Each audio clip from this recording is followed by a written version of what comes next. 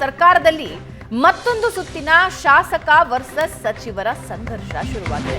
ಈ ಹಿಂದೆ B R Patil versus ಸಚಿವರ ಮಧ್ಯೆ ಫೈಟ್ ಶುರುವಾಗಿದೆ. ಈಗ ಕುಲಕರ್ಣಿ ವರ್ಸಸ್ ಸಚಿವ ಬೈರತಿ ಸುರೇಶ್ ವಾರ್. ನೀರು ಸರಬರಾಜು ಒಳಚರಂಡಿ ನಿಗಮ ಅಧ್ಯಕ್ಷ ಕುಲಕರ್ಣಿ, ನಗರಾಭಿವೃದ್ಧಿ ಸಚಿವ ಬೈರತಿ ಸುರೇಶ್ ಇವರಿಬ್ಬರ ಮಧ್ಯೆ ಈಗ ಭಿನ್ನಮತ ಶುರುವಾಗಿದೆ. ಟೆಂಡರ್ ವಿಚಾರದಲ್ಲಿ ಉಭಯ ನಾಯಕರ ನಡುವೆ ಫೈಟ್ ಶುರುವಾಗಿದ್ದು, ಬ್ಲಾಕ್ ಲಿಸ್ಟ್ಗೆ ಹಾಕ್ತೇನೆ ಅಂತ ಸಚಿವ ಬೈರತಿ ಸುರೇಶ್ ಹೇಳಿದ್ರು. ದುರಾಡಳಿತ ನಾನು ಸಹಿಸೋದಿಲ್ಲ ಅಂತ ವಿನಯ್ ಕುಲಕರ್ಣಿ ಹೇಳಿದ್ರು. ಕೆಲ ದಿನಗಳ ಹಿಂದೆ ಸಿಎಂ ಅಂಗಳ ತಲುಪಿತ್ತು ಈ ಜಂಗಿ ಕುಸ್ತಿ. ಸಚಿವ ಬೈರತಿ ವಿರುದ್ಧ ಹೈಕಮಾಂಡ್ಗೆ ವಿನಯ್ ಕುಲಕರ್ಣಿ ದೂರು ಕೊಟ್ಟಿದ್ರು. ಗೌರವ ಇಲ್ಲದ ಕಡೆ ನಾನ್ ಯಾಕಿರ್ಬೇಕು ಅಂತ ಪ್ರಶ್ನೆ ಮಾಡಿದ್ದಾರೆ. ಪರೋಕ್ಷವಾಗಿ ರಾಜೀನಾಮೆ ಮಾತಾಡಿದ್ರ ಹಾಗಾದ್ರೆ? ಏನಿಲ್ಲ, ಯಾರ ಮುಂದೆ ನಾನೇನು ಯಾರಿಗೂ ಹೋಗಿ ಅಸಮಾಧಾನ ವ್ಯಕ್ತಪಡಿಸಿಲ್ಲ. ಆ ಪ್ರಸಂಗ ಬಂದ್ರೆ ವ್ಯಕ್ತಪಡಿಸ್ತೀನಿ. ಇನ್ನೂ ನಾವೇನು ಅಸಮಾಧಾನ ವ್ಯಕ್ತಪಡಿಸಿಲ್ಲ ಯಾರಿಗೂ. ಬಟ್ ಅಲ್ಲಿ ಹಲವಾರು ನಡೆಯುವಂತ ದುರಾಡಳಿತ ನಡೆದಂತ ಅದು ಸಹಿಸ್ಕೊಳಕ್ಕಾಗಲ್ಲ. ಅದಕ್ಕೆ ಅದು ಬಂದಂತ ಟೈಮಲ್ಲಿ ಹೇಳ್ತೀನಿ. ಯಾವ ಇಲಾಖೆ ದುರಾಡಳಿತ ಅಥವಾ ಯಾರ್ದು? ನಮ್ಮ ಬೋಲ್ಡಲ್ಲೇ ಯಾಕಂದ್ರೆ ಆ ಬೋಲ್ಡ್ಗೆ ನಾನು ಹೆಡ್. ಹಂಗಾಗಿ ಅಲ್ಲಿ ವ್ಯವಸ್ಥೆ ಸರಿ ಇಲ್ಲ. ಆ ವ್ಯವಸ್ಥೆ ಯಾಕಂದ್ರೆ ಪಾಪ ಮಂತ್ರಿಗಳು ಹೇಳ್ಯಾರ, ಅದನ್ನ ಲಾಸ್ಟ್ ಟೈಮ್ ಇದ್ರಾಗ ಹೇಳ್ಯಾರ, ಇದನ್ನ ಸಿಒಡಿ ಕೊಡಬೇಕು, ಎನ್ಕ್ವೈರಿ ಆಗ್ಬೇಕಂತೇಳಿ ಅದಕ್ಕೆ ಕೊಡುದು. ಪರಿಶೀಲನೆ ಮಾಡುವ ಹಕ್ಕು ಕೂಡ ಇರಲಾರ್ದಂತ ವ್ಯವಸ್ಥೆಯಲ್ಲಿ ದುರಾಡಳಿತ ನಡೆದಿದೆ ಅಲ್ಲಿ. ಯಾಕಂದ್ರೆ ಮೊನ್ನೆ ನಾವು ನೋಡೇವಿ, ವಾಲ್ಮೀಕಿ ಬೋರ್ಡಿಂದ ಆದಂತ ವ್ಯವಸ್ಥೆ ನೋಡಿವಿ. ಅದಕ್ಕಿಂತ ಮತ್ತೆ ಕೆಟ್ಟ ವ್ಯವಸ್ಥೆ ಆಗುವಂತದ್ದು ಬೇಡ. ಯಾಕಂದ್ರೆ ನಾ ದರ್ವೊಂದಕ್ಕೂ ಈಗಾಗಲೇ ಪತ್ರಗಳನ್ನು ಕೊಟ್ಟಿನಿ. ಅದು ಪ್ರಸಂಗ ಬಂದಾಗ ನಾವು ಡೆಲ್ಲಿ ಹೋಗಿದ್ ಕರೆ ನಿಜ. ಡೆಲ್ಲಿಗೆ ಹೋಗಿದ್ದೇವೆ, ಹೇಳಿದ್ದೇವೆ, ನಮ್ಮ ಪಕ್ಷದ ಮುಖಂಡರಿಗೆ ನಾವು ಏನ್ ತಿಳಿಸಿದ್ದೇವೆ. ಕಂಪನಿಗಳಲ್ಲಿ ಗೋಲ್ಮಾಲ್ ಆಗಿರುವಂತಹ ಕಂಪನಿಗಳಿದಾವೆ, ಅಂತ ಕಂಪನಿಗಳನ್ನ ನಾವು ಬ್ಲಾಕ್ ಲಿಸ್ಟ್ ಹಾಕ್ತಾ ಇದ್ದೇವೆ. ಒಳ್ಳೆ ಕೆಲಸ. ಒಂದ್ಸಲ ಅಷ್ಟು ಕಂಪನಿಗಳನ್ನ ಎನ್ಕ್ವೈರಿ ಆಗಲಿ. ನಾ ಈಗಾಗಲೇ ಪತ್ರ ಕೊಟ್ಟ ಈಗಾಗಲೇ ಒಂದು 2.5 ತಿಂಗಳಾಗೋತು. ಈ ಚುನಾವಣೆಕಿನ ಪೂರ್ವದಲ್ಲೇ ಕೊಟ್ಟಿನಿ. ಯಾವ ಕಂಪನಿಗಳು ಆ ತರ ಅದಾವ ಅಷ್ಟು ಕಂಪನಿಗಳು, ಒಂದು 10-15 ಕಂಪನಿಗಳದಾವು. ಅದನ್ನ ಯಾವ ಗೋಲ್ಮಾಲ್ ಆಗ ಅಷ್ಟು ಕಂಪನಿಗಳು ನಮ್ ತನಿಖೆ ಮಾಡ್ರಿ ಅಂತೇಳಿ ನಾನೇ ಹೇಳಿದ್ದೆ. ಅಲ್ಲಿ ಯಾವ ಗೋಲ್ಮಾಲ್ ಇದ್ದಂತ ಕಂಪನಿಗಳು, ಯಾವ ಬ್ಲಾಕ್ ಲಿಸ್ಟ್ ಆಗಬೇಕು, ಮಂತ್ರಿಗಳಿಗೆ ಬೇಕಾದಂತ ಕಂಪನಿಗೆ ಬೇಡಾದ ಕಂಪನಿಗಳು ಮಾತ್ರ ಬ್ಲಾಕ್ ಲಿಸ್ಟ್ ಹೋಗೋದು, ಮಂತ್ರಿಗಳು ಆಪ್ತರಿದ್ದಂತ ಹೋಗುವಂತ ಅವೆಲ್ಲ ಸೂಕ್ತ ಆದಂತಲ್ಲ. ಈಗ ಟೈಮ್ ಇನ್ನೂ ಬಂದಿಲ್ಲ. ಟೈಮ್ ಬಂದಾಗ ನಿಮ್ಗೆಲ್ಲ ಹೇಳ್ತೀನಿ.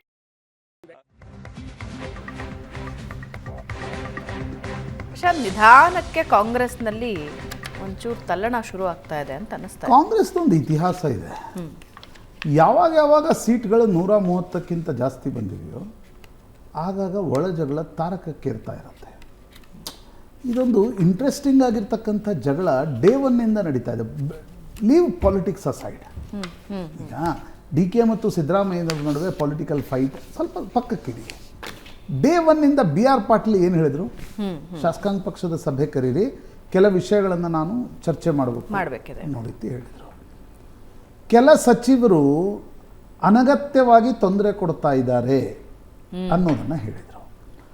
ಅದಾದ ಮೇಲೆ ನಾಗೇಂದ್ರ ಪ್ರಕರಣ ನಡೀತು. ಏನು ನಾಗೇಂದ್ರ ಯಾಕೆ ರಾಜೀನಾಮೆ ಕೊಡಬೇಕಾಗಿ ಬಂತು? ದರ್ಶನ್ ಕಾರಣದಿಂದ ನಾಗೇಂದ್ರ ಜಾಸ್ತಿ ಚರ್ಚೆ ಆಗಿಲ್ಲ. ದರ್ಶನ್ ಪ್ರಕರಣ ಒಂದು 15 ದಿನ ಅದೇ ಇತ್ತು ಅನ್ನುವ ಕಾರಣಕ್ಕೋಸ್ಕರ. But it is a very serious allegation. ಇವತ್ತು ಸರ್ಕಾರ ಸಚಿವರ ರಾಜೀನಾಮೆಯನ್ನು ಪಡೆದುಕೊಂಡು ನೈತಿಕ ಹೊಣೆ ಹೊರತಕ್ಕಂಥ ಅವಶ್ಯಕತೆನೇ ಇರಲಿಲ್ಲ. ಯಾಕೆ ರಾಜೀನಾಮೆ ಕೊಡಬೇಕಾಗಿ ಬಂತು? ಪದ್ಮನಾಭ್ ನಾಗೇಂದ್ರ ಹೆಸರು ಹೇಳಿದರು ಅನ್ನುವ ಕಾರಣಕ್ಕೋಸ್ಕರ ರಾಜೀನಾಮೆ. ಅಷ್ಟೇ ಅಲ್ಲ, ಮೊನ್ನೆ ವರ್ಮಾ ಅಂತಕ್ಕಂಥವನು ನಾಗೇಂದ್ರ ಆಪ್ತ ಕಾರ್ಯದರ್ಶಿ ನನ್ನ ಮೇಲೆ ಜೀವ ಬೆದರಿಕೆ ಹಾಕ್ತಿದ್ದಾನೆ ಅಂತ. ಇಷ್ಟಾದರೂ ಕೂಡ SIT ತನಿಖೆ ನಡೆಸ್ತಾ ಇಲ್ಲ. ಅದರ ಅರ್ಥ ಏನು? ನಿಗಮ ಮಂಡಳಿಗಳನ್ನು ಸಚಿವರು ಬೇಕಾಬಿಟ್ಟಿಯಾಗಿ ಉಪಯೋಗಿಸ್ಕೊಳ್ತಾ ಇದ್ದಾರೆ ಅಥವಾ ದುರುಪಯೋಗ ಪಡಿಸ್ಕೊಳ್ತಾ ಇದ್ದಾರೆ. 187 ಕೋಟಿಯಷ್ಟು ಹಣ ಸರ್ಕಾರಿ ಖಜಾನೆಯಿಂದ ಪ್ರೈವೇಟ್ ಕಂಪ್ನಿಗಳಿಗೆ ಯಾಕೆ ವರ್ಗಾವಣೆ ಆಗುತ್ತೆ? ಆ ಪ್ರಶ್ನೆಗೆ ಇನ್ನೂ ಉತ್ತರ ಇಲ್ಲ. That is a criminal thing. ಹೆಂಗೆ ಸರ್ಕಾರಿ ಖಜಾನೆಯಿಂದ ವರ್ಗಾವಣೆ ಆಗುತ್ತೆ? ಈಗ ವಿನಯ್ ಕುಲಕರ್ಣಿ ಮತ್ತು ಬೈರತಿ ಏನು ಹೇಳ್ತಿದ್ದಾರೆ? ವಿನಯ್ ಕುಲಕರ್ಣಿ, ಒಳಚರಂಡಿ ನಿಗಮ ಏನಿದೆ ಅಲ್ಲಿ ನಡೀತಾ ಇರತಕ್ಕಂಥ ಟೆಂಡರ್ಗಳಲ್ಲಿ ಮಂತ್ರಿಗಳ ಆಪ್ತರನ್ನು ಬ್ಲ್ಯಾಕ್ ಲಿಸ್ಟಿಗೆ ಹಾಕ್ತಾ ಇಲ್ಲ, ಉಳಿದ ಕಂಪ್ನಿಗಳನ್ನು ಬ್ಲ್ಯಾಕ್ ಲಿಸ್ಟ್ಗೆ ಹಾಕ್ತಾ ಇದ್ದಾರೆ. ಟೆಂಡರ್ ಪ್ರಕ್ರಿಯೆಯಲ್ಲಿ ಸಚಿವರ ಮನ್ಮಾನಿ ನಡೆಯುತ್ತೆ ಅನ್ನೋದನ್ನು ನೇರವಾಗಿ ಆಡಳಿತ ಪಕ್ಷದ ಶಾಸಕ ಒಳಚರಂಡಿ ಆ ನಿಗಮದ ಅಧ್ಯಕ್ಷರಾಗಿ ವಿನಯ್ ಕುಲಕರ್ಣಿ ಆ ಮಾತನ್ನ ಹೇಳ್ತಿದ್ದಾರೆ. ಇಲ್ಲಿ ನಡೀತಾ ಇದೆ ನೋಡಿ, ಇದೆಲ್ಲವೂ ನಡೀತಾ ಇದೆ ನಿಗಮದಲ್ಲಿ ಅಂತಕ್ಕಂಥದ್ದು. ಅದರ ಅರ್ಥ ಏನು? ಪ್ರತಿಯೊಂದು ನಿಗಮದ ಅದನ್ನು ಪಾರದರ್ಶಕವಾಗಿ ಮತ್ತು ಸರಿಯಾಗಿ ತನಿಖೆ ನಡೆಸದೆ ಹೋದರೆ ಪ್ರತಿಯೊಂದು ನಿಗಮಗಳು ಕೂಡ ಹಣ ಪೋಲಾಗ್ತಕ್ಕಂಥ ಇನ್ಸ್ಟಿಟ್ಯೂಷನ್ಸ್ಗಳಾಗ್ತಾ ಇವೆ. ಪ್ರತಿಯೊಂದರಲ್ಲೂ ಲೀಕೇಜ್ ಇದೆ, ಪ್ರತಿಯೊಂದರಲ್ಲೂ ಬೇಕಾಬಿಟ್ಟಿಯಾಗಿ ಹಣ ವರ್ಗಾವಣೆ ಆಗ್ತಾ ಇದೆ, ಬೇಕಾಬಿಟ್ಟಿ ಟೆಂಡರ್ ಪ್ರೊಸೆಸ್ ನಡೀತಾ ಇದೆ. ಇದನ್ನು ಹೇಳ್ತಕ್ಕಂಥವ್ರು ಯಾರೋ ಮಾಧ್ಯಮಗಳು, ವಿರೋಧ ಪಕ್ಷದವರಲ್ಲ. ಇದನ್ನು ಹೇಳುತ್ತಾ ಇರೋರು ವಿನಯ್ ಕುಲಕರ್ಣಿ, ನಿಮ್ಮದೇ ಪಕ್ಷದ ಹಿರಿಯ ಶಾಸಕ, 2004ರಿಂದ ಶಾಸಕರಾಗಿರ್ತಕ್ಕಂಥವ್ರು. ಬಿಡಿ, ಒಂದ್ಸಲ ಸೋತಿರ್ಬೋದು. ಮುಖ್ಯಮಂತ್ರಿಗಳ ಸಮ್ಮುಖದಲ್ಲಿ ಸಂಧಾನನೂ ಕೂಡ ಆಗಲ್ಲ. ದಿಲ್ಲಿಗೆ ಹೋಗ್ತಾರೆ ವಿನಯ್ ಕುಲಕರ್ಣಿ. ಭೈರತಿ ಸುರೇಶ್ ಅವರು ಬೈಟಲ್ಲಿ ಹೇಳಿದ್ರೆ ಬಿಟ್ಟರು, ಆದರೆ ಹೈಕಮಾಂಡ್ ಮುಂದೆ ಏನು ಹೇಳಿ ಬಂದಿದ್ದಾರೆ, Byrathi Suresh is a de facto chief minister ಅನ್ನೋದನ್ನು ಹೈಕಮಾಂಡ್ ಮುಂದೆ ಹೇಳಿ ಬಂದಿದ್ದಾರೆ. Byrathi Suresh, Nagendra, they are immaterial. What is material, what is important is ನೀವು ಈ ನಿಗಮಗಳಲ್ಲಿ ಏನು ನಡೀತಾ ಇದೆ ಅದರದೊಂದು ಸಮಗ್ರ ತನಿಖೆಯ ಅವಶ್ಯಕತೆ ಇದೆ.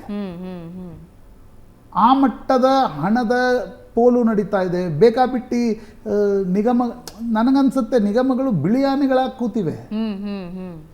ಈಗ ಒಳಚರಂಡಿ ನಿಗಮದಲ್ಲಿ ಏನು ನಡೀತಾ ಇದೆ ಅನ್ನೋದು ಸ್ವತಃ ವಿನಯ್ ಕುಲಕರ್ಣಿ ಹೇಳ್ತಿದ್ದಾರೆ. ನೀವು ತನಿಖೆಗಾದರೂ ಹೇಳಿ, ತನಿಖೆ ಮಾಡಿಸಿ.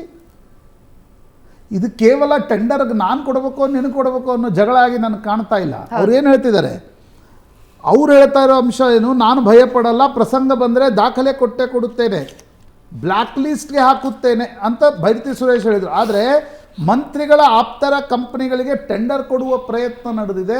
ಮಂತ್ರಿಗಳ ಆಪ್ತರ ಕಂಪ್ನಿಗಳನ್ನು ಬ್ಲ್ಯಾಕ್ ಲಿಸ್ಟ್ಗೆ ಸೇರಿಸಲಾಗ್ತಾ ಇಲ್ಲ, ಎಲ್ಲದಕ್ಕೂ ಸಚಿವರು ಮೂಗು ತೋರಿಸ್ತಾರೆ ಅನ್ನೋ ಆರೋಪ ವಿನಯ್ ಕುಲಕರ್ಣಿಯಿಂದ ಬರ್ತಾ ಇದೆ. ಟೆಂಡರ್ ನಿಯಮ ಉಲ್ಲಂಘಿಸಿ ಟೆಂಡರ್ಗಳನ್ನು ಕೊಡ್ತಾ ಇದ್ದಾರೆ. ನಾನು ಹೇಳ್ತಾ ಇರೋದು, ನಿಮ್ಮ ಸ್ವತಃ ನಿಮ್ಮ ಹಿರಿಯ ಶಾಸಕರೇ ಅದರಲ್ಲಿ ಏನೋ ಗೋಲ್ಮಾಲ್ ನಡೀತಾ ಇದೆ ಅಂತಕ್ಕಂಥದ್ದನ್ನು ಹೇಳುವಾಗ ಇದು ಕೇವಲ ಪೊಲಿಟಿಕಲ್ ಫೈಟ್ ಆಗಿ ಹೆಂಗೆ ನೋಡ್ತೀರಿ? ಸಮಥಿಂಗ್ ಇಸ್ ವೆರಿ ರಾಂಗ್ ಅಂತ. Something is happening wrong.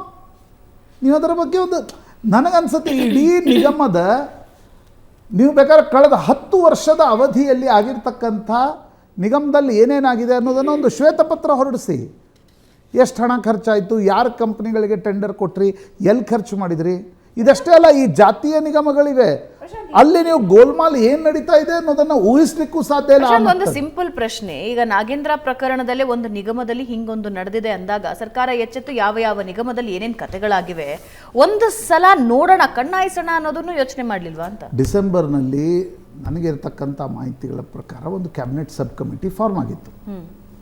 I think ಅದರಲ್ಲಿ ಹಿರಿಯ ಕೆಲ ಸಚಿವ ಪರಮೇಶ್ವರ್ ಇದ್ದರು, ಎಚ್ ಕೆ ಪಾಟೀಲ್ ಇದ್ದರು, ಅದು ಫಾರ್ಮ್ ಆಗಿತ್ತು.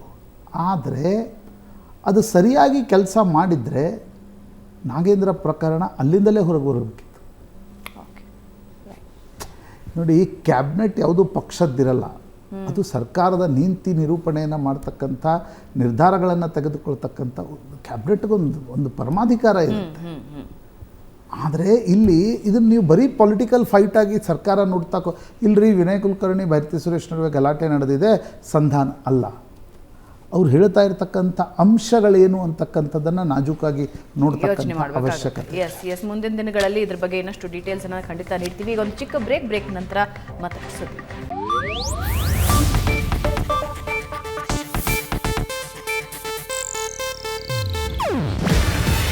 ಇದು ಏಷ್ಯಾನೆಟ್ ನ್ಯೂಸ್ ನೆಟ್ವರ್ಕ್ ಪ್ರಸ್ತುತಿ. ನೀವು ನೋಡ್ತಿದ್ದೀರಾ ಏಷ್ಯಾನೆಟ್ ಸುವರ್ಣ ನ್ಯೂಸ್.